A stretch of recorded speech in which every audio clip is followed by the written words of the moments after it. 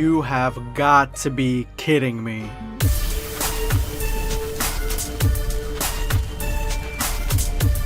Prepare yourself, Dan Saiyan. So guys, Blackscape here, and in today's video we're going to be talking about the latest chapter to Dragon Ball Multiverse, but it is also equally important for me to explain why I dislike the ending of Dragon Ball Super's Moro arc so much, although the entire manga arc is relatively good. And that is because the ending has no consequences. I cannot stand when something has no consequences, and Dragon Ball Super is chock full of them. Now, there are limited consequences that happen to Meiros. He does come back to life, even though that shouldn't be possible. He does come back to life, except he has no more powers.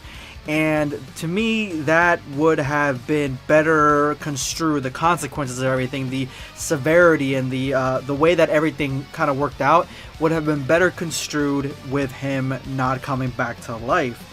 So because I give Dragon Ball Super so much crap about this, I am going to be doing the exact same thing to Dragon Ball Multiverse, a Dragon Ball fan manga that I feel has stronger writing than Dragon Ball Super, more interesting characters and concepts, even though certain things seemingly, like the dialogue and some of the pacing, is kind of off. And it seems to a lot of people that they were kind of off the rails when it came right to the Majin Buu stuff. They were kind of just playing it by ear. They really didn't have a plan.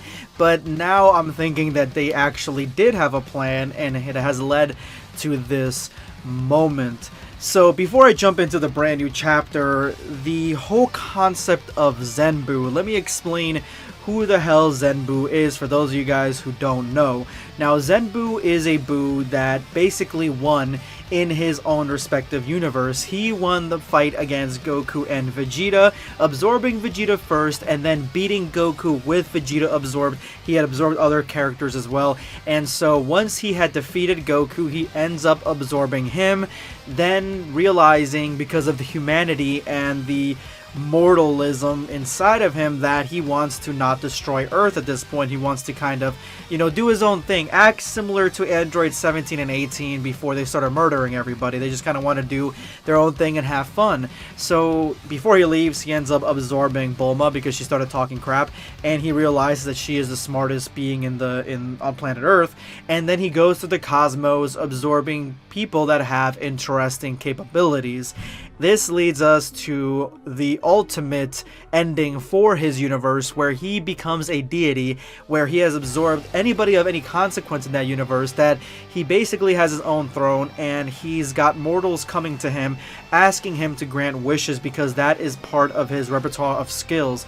He knows how to grant wishes now. That's how strong his magic is. It's far stronger than Porunga, and he can do whatever he wants and grant as many wishes as he wants. Now, you may not know this, or you may not remember this, because this happened like chapters ago. I almost forgot this until I saw Buu last chapter, and I was like, doesn't he have the capabilities of wishing everyone back? Nah, they're not gonna do that, because I had high hopes that Dragon Ball Multiverse was above that, and actually had some real consequences to exactly what happened with the whole Majin onslaught. But unfortunately, I was mistaken, because that is not what seems to be happening here at all. There is no consequences, and I really highly doubt that anything is going to happen to Bra. I want her to go to Galactic Patrol Prison. In my opinion, that would be the most suiting way to kind of treat that character after all the crimes that she had committed, even though everybody got brought back to life. And if you would like to see something like that, I'm going to leave a link to a chapter that was made by a fan of Multiverse that wanted to see some consequences for Bra, where she is locked up in Galactic Patrol Prison. I'm going to leave a link to that manga in the description below in the top comment. Go ahead and check it out. But let's jump into this latest chapter, guys, because this got my head swimming. After Vegito is apprehended by Gas for quite literally trying to murder his own daughter, Gotenks finally seems to find the courage to say what probably a lot of people were thinking, that Vegito does not know the best way to handle Bra, and at this point now he isn't doing the best parenting Bra. And he also isn't the best role model for Bra, because he is so quick to anger, he is so quick to get mad, and they have all wondered if at some point they would have to defend the universe against him, which would be a real possibility with the way this Vegito acts. And that's when Bra comes down and she goes back to normal, and she said that she is not perfect. She had a lot of resentment and hatred in her heart, and that is what Babidi took a hold of and turned her Majin. But the main reason she had all this is because she had been following Vegito all this time, trying to get as strong as Vegito, trying to get as powerful as Vegito, and she does not want to be stronger than Vegito anymore. She points at the other Bra, the one that talked her out of Majin, and says she wants to be stronger than her. So I do like the direction that this is going, where Bra realizes that power comes in many forms, and she points at the one character that doesn't have any training or any power whatsoever, but is mentally stronger than both Vegito and Bra, and she wants to be just like her. It's a very healthy message about exactly what is going on with the Bra that turned Majin, but at the same time, it is leading to the fact that this is going to be a learning lesson for Bra, all this murder, and because, you know, shit's just gonna get reset here in a second, nothing's gonna happen, no consequences are gonna happen to Bra, which is something that I tremendously disagree with.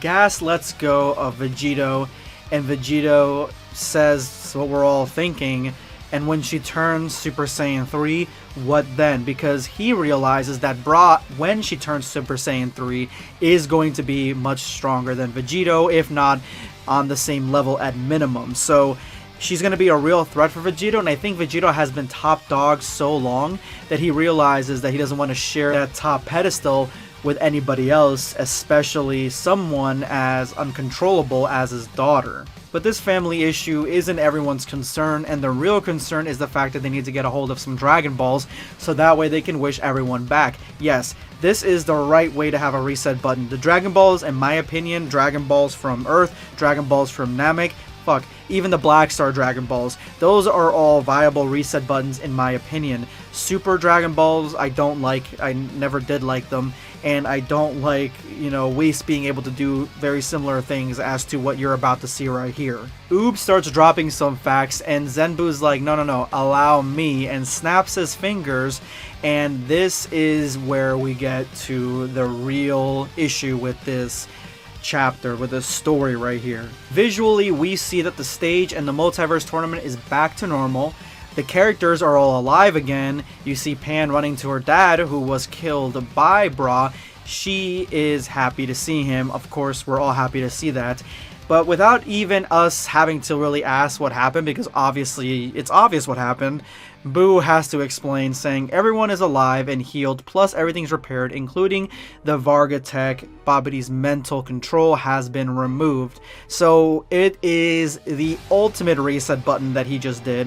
One wish to do everything, to undo everything, and it's the ultimate reset button, basically making it so this whole thing amounted to a learning lesson for Bra and Vegito. That's essentially it, and I like that in theory, that they do get to learn something out of this experience, but at the same time, I don't like it, because we have quite literally I spent maybe over a year on this whole arc with the Majins, and just for it to suddenly be erased, I guess because we're following this as the pages come out, so it seems like it's dragging, but just to have all that be erased, there needs to be something more. I want Bra to go to Varga prison. I want Babidi to go to Varga prison. I want Vegito to be looked at in a different light, that he is not the right guy to be protecting the universe, to have other characters realize this, that he could be a threat like Bra was. He is unstable like Bra is. I want something. Give me something, multiverse, because at this point in time, you have just reset everything, and now we're continuing the tournament, I'm assuming, and that's cool because I do like the tournament. I like the whole tournament aspect of it.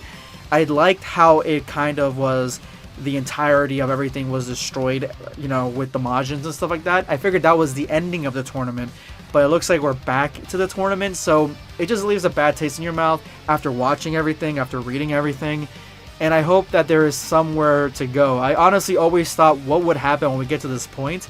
I completely forgot about Zenbu, and I would have completely forgotten about him being able to grant this sort of type of wish, honestly.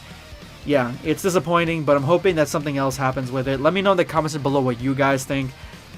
Let's go ahead and see who won hashtag end the video squad. Blue Yune. I feel like they are just bored and trying to get more money, but honestly it's stupid that Shueisha takes down their own employees' Twitter. I think that was the nail that hammered the coffin for this entire Shueisha situation when they were, you know, blocking and handing out these DMCAs on their own employees, like actual artists that work not only for Shueisha but with Shueisha as well, like they have contracts and stuff like that. So I do think at this point it's an overzealous department that doesn't know anything about anyone that's in the community at all, or whoever is one of their employees, or a random you know, AI that has gone rogue and they need to stop it. Honestly, it's good to see that they are not striking people right now and we can kind of continue with our lives for a little bit. Let's hope it stays that way. Thank you so much for your comment, Blue Yune. This is going to be Blackscape signing off. Take care, guys. Subscribe for more content.